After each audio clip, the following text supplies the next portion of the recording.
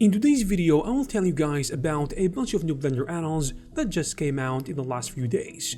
From animation, lighting, modeling, creating cities, you name it. Also updates to some popular add-ons that you already have. Without further ado, let's jump right into it. I'm gonna start with the Goo Physics add-on, which is basically the in-house tool for dealing Goo Studios, popular for their animated YouTube videos. The add-on is all about physics in Blender, to make it feel easier and way more stylized.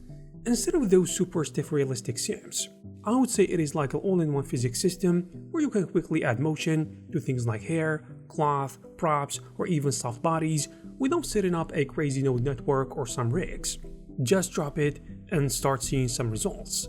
And it comes with multiple simulation modes like cloth, soft body, and even geonode based options, in addition to stuff like automatic wind, built-in jiggle physics, collisions, and a bunch of presets which you can use to get some good looking motion fast, without tweaking simulations for hours.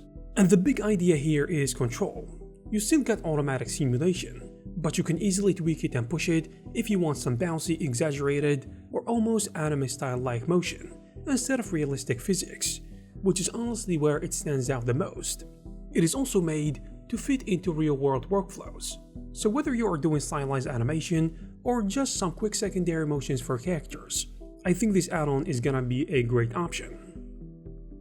Now let me tell you about Lightpainter, which is one of those add-ons that completely flips how lighting works in Blender. So instead of placing lights manually, you literally paint where you want the light to hit, and the add-on figures out the lighting for you, which is honestly way more intuitive, almost like using Photoshop but for lighting. It works right in the viewport with brushes, gradients, layers, and selections, so you can build up lighting in a very artistic way, instead of tweaking sliders forever, you know. You can paint with different types of lights, like point, spotlight, area, or even mesh and tube lights. You can also control things like power, distance, color, and specular after the fact, and even paint shadows or sky direction directly onto your scene, which is kinda wild. And the newer update pushes it even further into a full lighting system, instead of just a gimmick. I mean adding stuff like temperature, exposure, normalization, and better control over how the light blends and behaves, depending on the camera or the viewport space.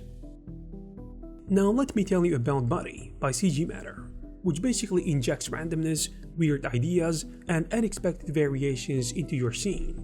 The whole idea is that it can generate random setups, mess with objects, or introduce unpredictable changes, instead of you overthinking everything, which is very on brand with CGMatter's style. To be clear, this add-on uses AI to do these things, so expect it to do things that don't make sense. So the add-on throws in variations and surprises that you wouldn't normally try yourself, which can make it great for concept art, experimentation, or just having some fun while learning Blender, because you can ask it questions too. For example, you can ask it to find something, online, and it will give you a bunch of answers, links to tutorials, and so on. And it even has a visual mode to help you understand things if you show it something, like an image. And since it is free, you can do whatever you want with it. Now when it comes to update, we have Retopoflow 1.1.5, which is actually one of those small updates that fixes real pain points rather than just adding flashy features. And the biggest one is that it literally solves one of Blender's annoying issues, and that is autosaving in the edit mode. So now, Retopoflow has its own built-in autosave system that runs in the background like every couple of minutes, so you don't randomly lose hours of retopology work anymore. On top of that, they improved the relaxed brush, making it way more stable and more predictable when smoothing topology, especially on tricky areas or extreme scales, so your mesh doesn't collapse or behave in weird ways. And when you combine that with the bigger 4.1 features, which you have already in there with smart knife cuts, pinning systems to lock parts of the mesh, pen pressure support, and tools like Topo Rotate, it really feels like a super refined and a cool retopology system where you can just draw clean topology directly on the sculpt without fighting the tools. Now let me tell you about Baker GPU Lightmap, which is basically built to kill one of the most annoying workflows in Blender, which is lightmap baking, and it turns it into a near one-click process. I mean, instead of manually doing UV unwrapping, packing, and setting up cycles, in addition to baking, denoising, exporting, and so on, it just handles the whole pipeline for you automatically, from UV generation to Atlas packing, all the way to final export-ready light maps. The good thing is that it runs fully on the GPU using cycles, so it is actually fast, and it gives you multiple bake nodes like full global illumination, indirect lighting, ambient occlusion, or emissive depending on what you need. On top of that, it has built-in AI denoising, like optics, also directional light maps for better shading with normal maps, and even support for LODs and light probes. So as you can see, it is not just for simple scenes, because it can help with game development workflows. Next, let me tell you about Flow Navigation, which is basically an add-on that is trying to fix one of Blender's most underrated pain points, which is viewport navigation, and turn it into something that actually feels almost like it is alive. At first, I didn't understand the point of this add-on until I saw the showcase video. So instead of the usual zoom, orbit, and pan that sometimes feels stiff and unpredictable too, it gives you this physics-based navigation system, where zooming has inertia and movement adapts to your scene scale, and everything just flows way more naturally without jitter. It also adds smart features like autofocus and smart target detection, so even if your cursor isn't perfectly on the object, it still finds the right pivot points and keeps your camera centered where you actually want it. Then there is stuff like auto clipping, so you don't accidentally clip through meshes, and adaptive speed, so navigating a huge environment versus a tiny object actually feels consistent. Then you've got the dual motor operators, so with one button you will get two functions. So a quick click will open the viewport switcher, while holding it activates the flow navigation. It feels like a space mouse, but offers more precision thanks to the target system, which finds and visualizes focus points on surfaces or even on empty spaces. Now let me tell you about an interesting add-on called Reprojector Add-On.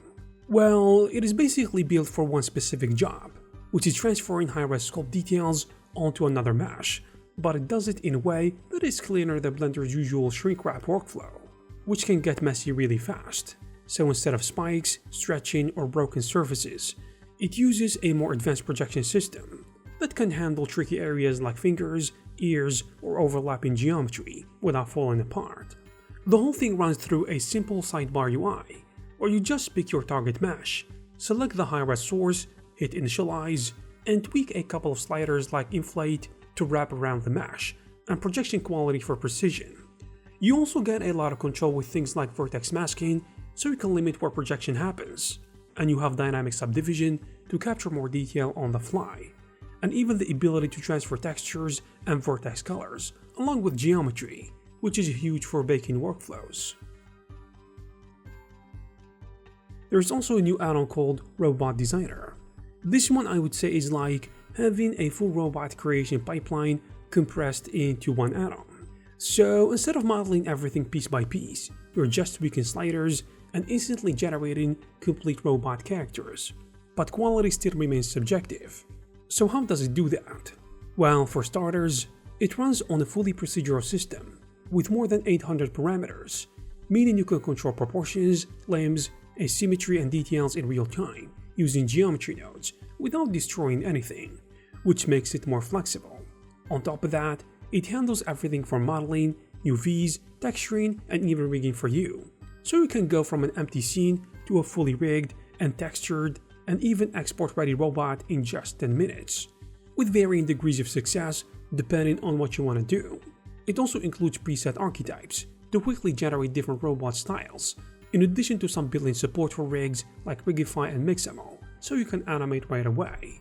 Then there is the material system, where you get smart PBR materials with per-part control and automatic ID maps, so it's not just generating shapes. Last but not least, I want to talk about a new add-on called Procedural Agent Building, which is basically like having a full environment kit bash system, but procedurally. Meaning instead of manually placing every little detail, you just tweak sliders and it builds entire detailed building in seconds or minutes depending on what you need. And everything is controlled from a simple sidebar panel. You can adjust structure, height, and details directly from the UI.